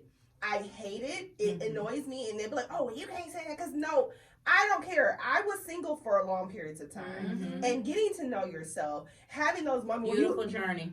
I feel like if you can't, like you said, if you can't date yourself, if you don't like being around yourself, why do you think somebody else will? You're just whack. If you're bored with yourself, you don't think somebody else gonna be bored with you? Yeah. I date myself. We be going to the movies. I go out to dinner. Girl. I take myself on trips by myself. I did so Flying much myself out. Like, Yeah. girl, you coming? Yeah, I just bought your ticket. That part. There's so much to learn. Concerts. Period. I've done it also. I love the fact that you said that because it happens. You gotta know who you are. And now you're more in the position where you're like, okay, I know what I want. I know what I'm not going to accept. And I also love the fact that you said, are you going to accept how that person's going to love you? Because you do have a choice. And it's like, if you speak about it, like, hey, I don't like this. This needs to change. And if they're like, no, this is what I'm going to be doing, then it's your choice to leave. Exactly. Because you don't have to stay with them. The only expectations we can set, the only expectation we can set is with ourselves. Like, I cannot expect anything. I can tell you, but how I show up and how I want to show up for you isn't necessarily how you're going to show up for me. And that's not fair for me to give you those type of expectations because you're not me. Girl, I'm a late bloomer, but I had my kids young. I was like, okay, but it's like all this is coming. It's like, dang, like where was this at? Where was this at? But like I needed this time, and he told me like I was not alone. He was on these trips with me. He was watching me sipping his tea in the corner. Like, girl, like sit down. But it's been a great time. I am dating a gentleman right now. We're going really slow. Hey, gentlemen. That she's dating right now or whatever. Okay. Listen. Now, I have a question for you. Now, there is, it's like a back and forth, and I talk to a lot of my friends about it, as well as males. So, males and females. And I want to get your take on it. So, when you're dating someone, because you're dating a gentleman or whatever. Gentleman. A gentleman. She didn't say no man. She didn't say no boy. She said gentleman. Period. So, is there a time frame that you give to meet your family, your children? So, That's a good question. that is a great question. Well, first, it's a two-parter. Yes. So, do you tell when you first start dating? Do you tell them you have children? Because that's another one. I've talked to single. Yeah, I know. You look at that. I've talked to a couple guys, and they'll say they would never tell me they had children right away. It will always be like maybe, let's just say 30 days in. They're like, oh, well, I have 4 kids. And you can be like, wait. I'm gonna sign up for this. Or then you have someone else that I used to date. He has, I think, 3 biological kids. 4. Let's just say he has 4 total. Okay. And he will only say he got 2.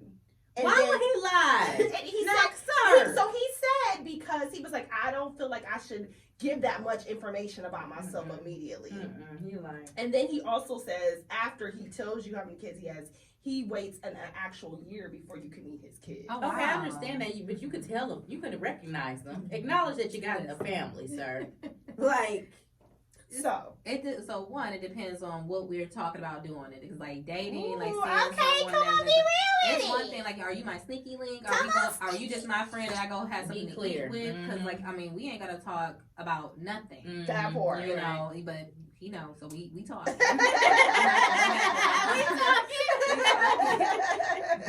for myself, it's about when I decided to go back on the dating scene. Because like again, it's been a little bit over 2 years. I told myself, okay, Darlene. Like, what first before you do this? Why are you doing this? Are you doing this just because are you just looking to have fun? Because you can have fun with yourself. You know, if it's just meal company. So be a little bit more intentional with how you want to move in this space. And like I keep telling myself, like, if I'm gonna be giving my time and my effort like this, like I'm doing it for like the long haul, and that's okay if like a few people like, oh yep, I'm not looking. That's okay. Like we ain't gotta like this that is fun. part. But setting those, I want to set those expectations up front because in my mind, how you start the relationship, and you starting with hiding things. That's what I'm thinking. Things are gonna be hidden throughout. Like oh well, I didn't think that was that important. That person didn't need to know that. Like no, I'm your wife now. I need to know these things. You know what I mean? That's how we started. That's my opinion when it comes to not knocking nobody else. Like if that's how that's your ministry, then that's fine. I'm knocking it. But I'm looking at you like a full-blown liar. But yeah, I don't necessarily, and I wouldn't even necessarily say time limits either, because I did think about that. Okay. Why not? Do you think it's a little what? So when the time limit, when it comes to meet the children, I say it like this: let me first get to know you. Okay. And if it feels genuine, it feels authentic. If I feel really good about this, like I'm not gonna say, oh, you meet my kids tomorrow, but I don't want to say, oh, in 6 months. Yeah. You know what I mean? Because what if I decide, like, I don't know, like maybe we need a little bit more time. So I want to just say, like, just let it happen. Go with the flow. Don't put. Because I don't even like the fact that people say, oh, we have to date for a year or we have to date for 2 years before I get married. Like, it's people out there that's dated for 6 months that's been married for a year. Yep. That's real. And then you have people that's been out here that's been dating for 10 years and still don't know what they want to do. Yep. That's the one right there. That is the one right Just there. go with your heart. Don't put time limits on it. If it's 6 months and then that's when they say, like, yep, this is the time I'm ready, then do it. If it's in a couple of months, if that's how you guys are jamming, that's great. Me and the guy that I'm talking to right now, we have not met each other kids yet. Okay. But I'm okay with that because I want to just still be an individual. That's what I was thinking too. Like y'all really gotta get to know each other before we come and then we explain. Oh yeah, get to know this one, get to know me first. Yeah, because I know one of my male friends. He said that he doesn't like dating women with children because he said he has to date the children. The 2 women that he went out with recently, they had told him like, oh well, I'm bringing my son. Like if you gonna date me, you gonna date my son. And in my head, I was like, I don't see no wrong with that. I mean, she got kids. But he's like, no, Tiffany, like you said, I want to be an individual. He's like, why can't she just be me and her? Like, let me get to know you first. I might not like, what if I like your kids, don't like you? Or vice versa. Yeah. Yeah, so. Yeah. That's something to think about. I mean, sometimes people kids still be acting crazy. Be like, you know what? I no longer like you as an individual. The kids came and messed it up. Move the house in the back. Yeah, being an individual is important. Like, it really is. Like, because even when you are, and I think about this because, again, like, I was in a long-term relationship.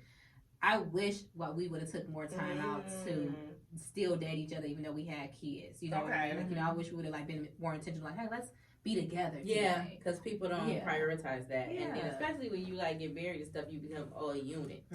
So it's like they're always there. So if you go into the relationship and you individuals together in the beginning, then you set that tone so that when it comes and get a little, okay, it's a little crowded in here, we still know how to take ourselves away and be individuals. Yeah. And even from each other, too. Yeah. Well, that's good. That's gentlemen. So I know, Tiffany, you mentioned today is a little rough one. Today, a little rough call for you. So did you want to touch a little bit on your corporate America experience? No, but we can talk about the Karens in corporate America. Okay. Call them out. So I feel that for me, and being, I've been working in, well, I don't really consider what I'm doing right now corporate America because I work for the government, but I feel like, and when I was working in corporate, I started at 21. Okay. And I was working at a bank, and I was doing actually collections, so you can only imagine mortgage They was collections. cussing you out, girl. Like, talking about, it ain't even a 15 yet. Oh, God. And I'm like, but your stuff is due on the 3rd. What you doing? But, so, thick skin. but working at that bank and, at that time, and like I said, I was 22. I felt like, because it wasn't a lot of us. We were, you know, and when I say us, I mean, you know, African Americans. It wasn't a lot of us, and I was young. And it was like, I felt at that time, they looked down on you and all of that good stuff. And so as you were young and black. Yeah, young and black. So it was just like. And a woman. You know, it was this one lady, her name is Ann. I'm going to call her out. Oh, Ann. And Ann. I used to work a late night shift there, so I would work from like 12 and then sometimes to like 11. And I was getting that money back then.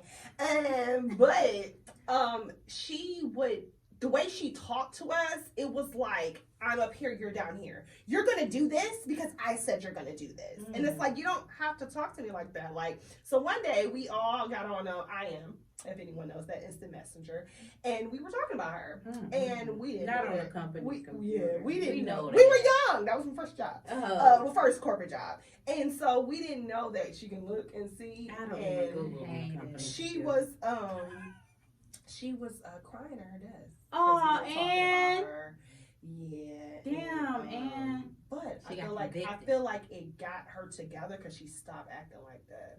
She was snooping. She found what she was looking for. But we heard at her desk. And darn. And then after that, she was just like, "Oh, I took the kids to Disney World, and did you see this?" And we were like, "Oh, yeah." So Ann learned how to talk to y'all. She did. So I feel like, you know, Karens, they're more notorious for gaslighting, and I call them out on it. Oh, that's good. I call them out on it. What about y'all? Like, what is? I don't think I'm calling the Karens out unless they're directly in, like, with me.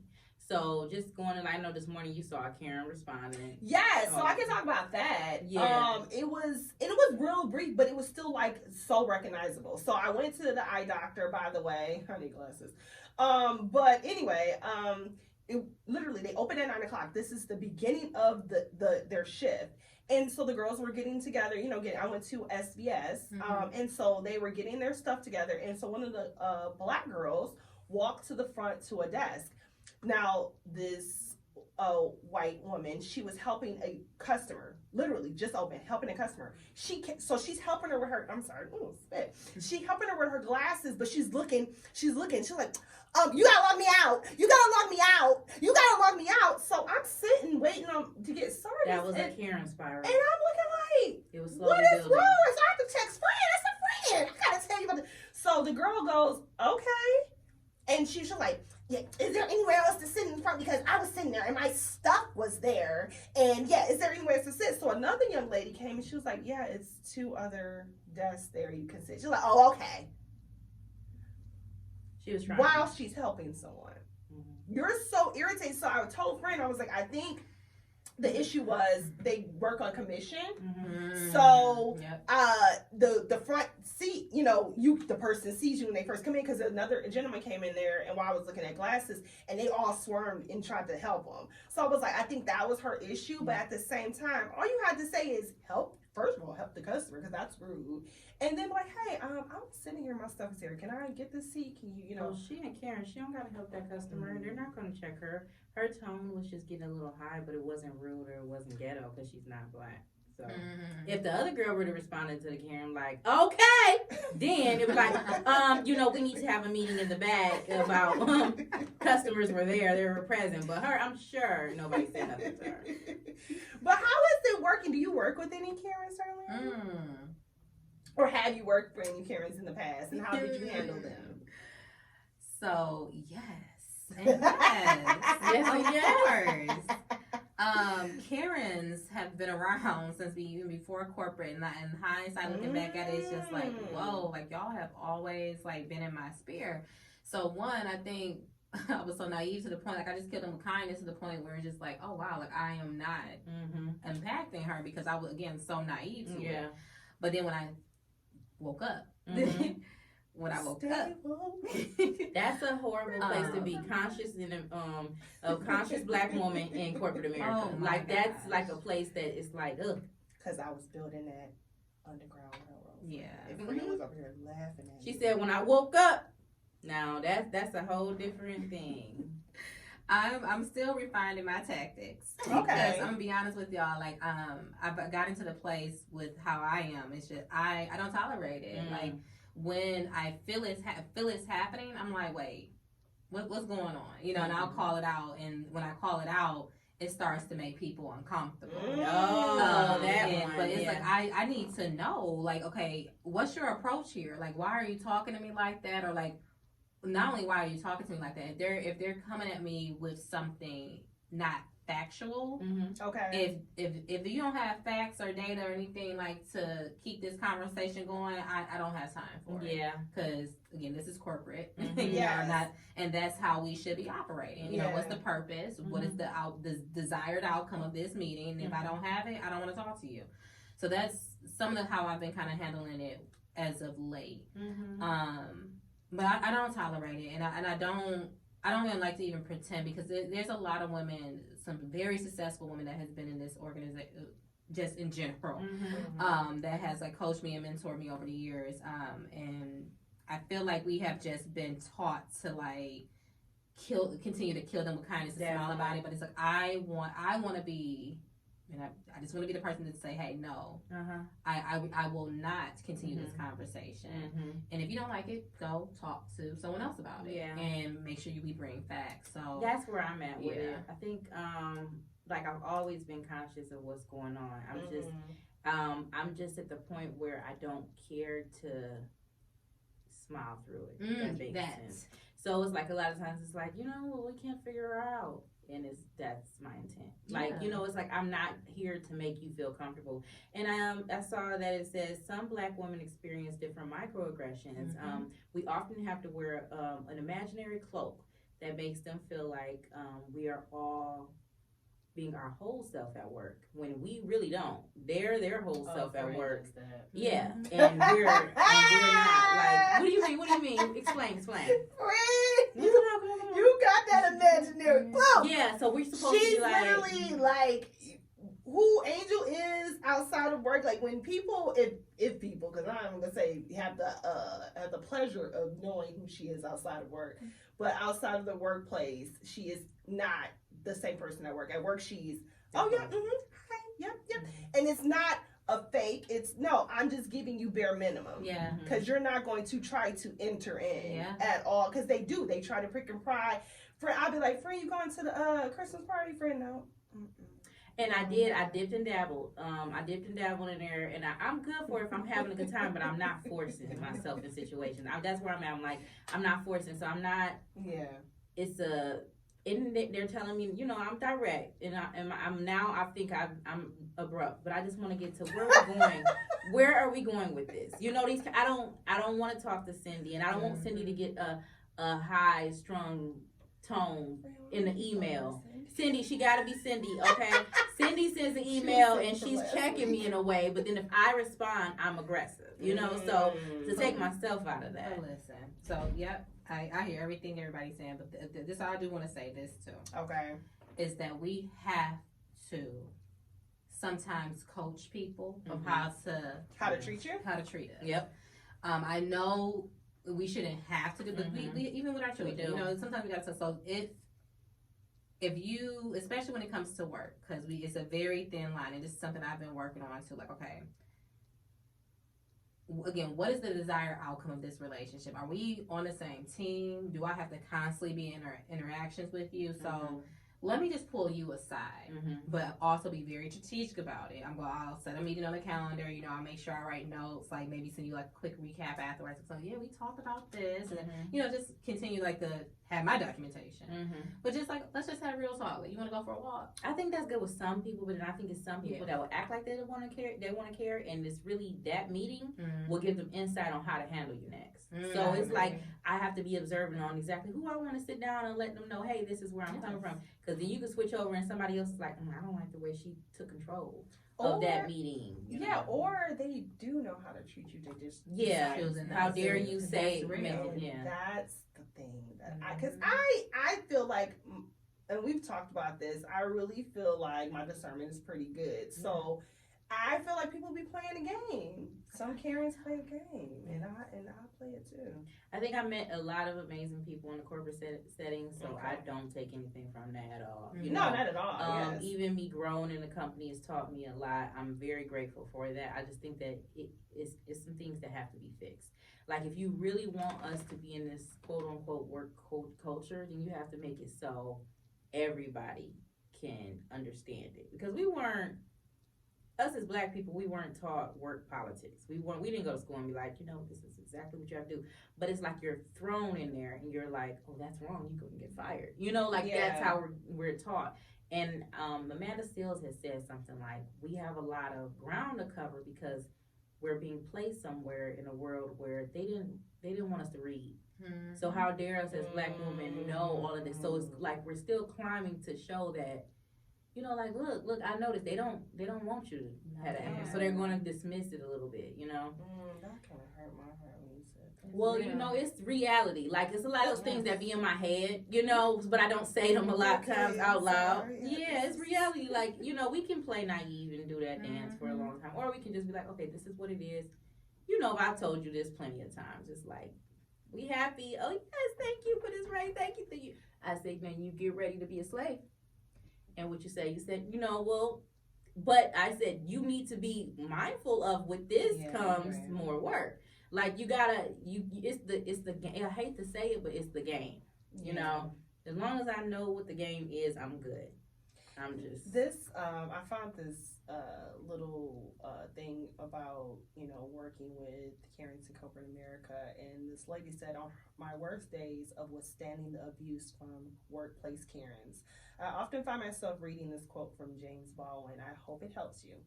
She says, please try to remember that what they believe, as well as what they do and cause you to endure, does not testify to your inferiority, but to their humanity. And I was like, I remember when I was working when me and Darlene was working together, but this was like years after we were working on the same team, but I was still at that company. And I used to have scripture at my desk. And I used to just say, I'm like, you know, because I ain't got time. You have to put yourself in a certain mindset. But then I start thinking, like, why do I have to put myself in this mindset at my job? Yeah, like that's a real thing. Like, Black women, they will pray right before they get started for their day. Like, and that's really pray. Like, I do that. Yeah, I like, get it. You pray for the day. Yeah, that's fine. No, praying to give you the strength. Exactly. No, I get it. But that's what I'm saying. That's the sad part. You know. But I mean, it's not all horrible. But if you say that, it's like you're causing issues. You know, if you really say that out loud, you know, Like, oh my God, you know, all of this, do we really want to handle this? Like, it's people that experience breakdowns. Oh, yeah. People don't know that, you know. It could be. I remember my first breakdown at work. This was years ago, maybe 2015, and a white man was on the phone with me. He talked down on me so bad, like it was to the point where I couldn't get a word in, and he was racist. Cause just kept on going, spewing just hateful things. And I sat on that call for over like 10 minutes and just listened because this culture makes you, it kind of intimidates you where you feel like you can't speak up, you can't say something back, or else you're not doing the right thing. Follow the template, and the template is, the customer is always right, basically. The template back then, remember when they had the template. So those templates are to kind of instill this work culture into you that it's not natural. Yeah, so then I was on a call, and I had a white leader, and he got on there and he took that phone and he went off on him. And by that time, it was like he pulled me to the side because this work culture that they were telling you, I'm thinking I can't say anything to him or I can risk being, gone. Mm-hmm. And he's like, you don't ever let nobody speak to you like that. He was like, he's like, that's when you hang up. I'm gonna let you know right now. I don't care what anybody's saying. Whenever they're attacking you, if they're not talking about alone. When it becomes they're attacking you, hang up. Yes. Period. And that taught me something. But I went to that bathroom and bawled my eyes out. I was crying. Like I just sat there for like an hour. He's like, oh yeah, if you want a lunch break, whatever, go cool down. But he was pissed off. I seen him still red on the floor. Like I can't believe she sat through that. But I'm like, that's what the culture. I'm thinking like, because we don't understand. At that time, you don't understand. You're thrown in there, and you're like, you don't understand the office politics. Mm-hmm. So you're like, well, if I do this, they're gonna look at me and they're gonna frown upon me because it's gonna sound like I raised my voice. It could be the littlest thing, or you can be, oh, did we read into that? Was that sarcasm when you said that? Right. Did you really care? Right. It's a lot to it. So yeah, I mean, they think you think about that. You said, I remember my very first call in corporate. I hung up a person. Really? So you good? You good? I forgot who our trainer was at the time. He looked at me. He said, "Did you really just hang up on him?" That is so funny. I should have been next to you. I should have been next to you because I didn't know. You like, girl, you should have been hung up. That was me. I used to hang up all the time. I did not know. Fresh on the floor. I'm like. And then I looked them up, and they were really, really racist. Really, really racist. So I've been in corporate now this will be my decade. This will be my 10th. Okay, congratulations. Thank you. And I've had a lot of roles. I wore a lot of hats at the place I'm at now. So I have been afforded the opportunity to be on both sides of the spectrum. And where I'm at now with it is that, like, hindsight looking at it, this is why I tell everyone now, like, we have to set the tone, like, in everything we do. Even if it is something that's rolled out and say, hey, this is what you need to do. If you don't agree, it's okay to question it. Because a lot of times, it's just something that's just getting thrown out because for whatever reason. So we need to question things respectfully, in any sense, but also innovate. Like instead of waiting for them to tell us what to do, bring something to the like culture. If this is your business. Like if how you gonna work with your client, this is your business. So you build your brand. You are your own business, like separate from them.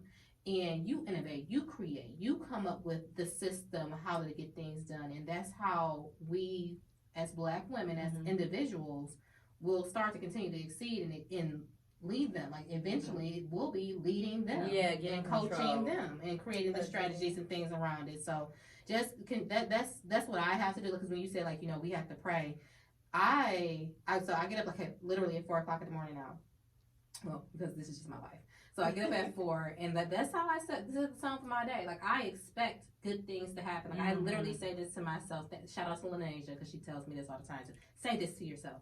But I expect good things to happen to me, and I speak it into my life. I control my day. So when I go to work, I'm already in a good mood. I'm in a good mood, but I feel like I'm controlling my day. And as soon as these Karens, because Karens can be men too. Yeah, definitely. What do we call them? Those Kens.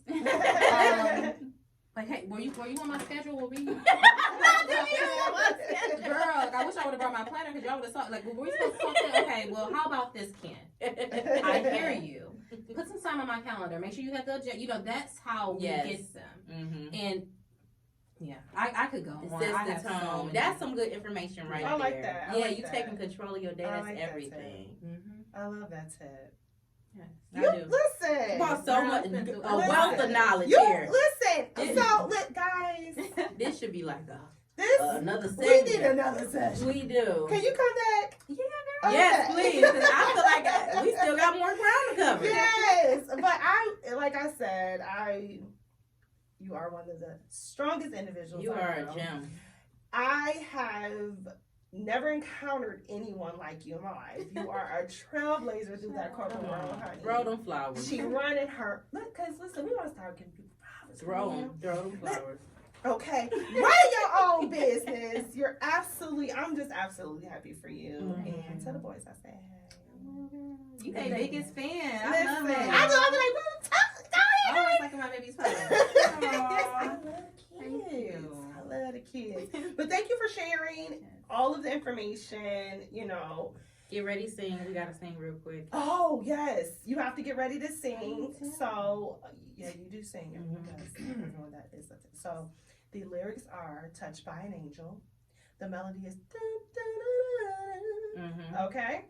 Yeah. Yes. Just jump in. So, All right. you'll get it. You'll Okay, get it. give You me ready? my Mariah. Yes, you ready? Yeah. Oh, she's a Mariah Carey. A lamb. Touch.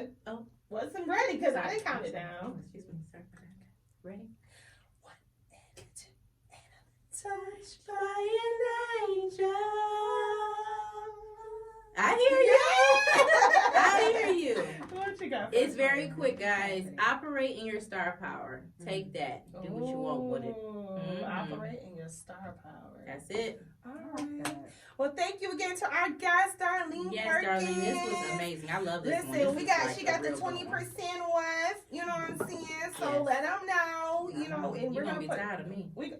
Hey, girl, no. Listen, plug us into our social media, Thank Us Later podcast, and let us know how we doing. Don't forget to enter in, friend. Tell them. She don't even know. I don't. Enter into the giveaway, people. Enter into the giveaway, y'all. Thank you. Yes. Thank you. Bye.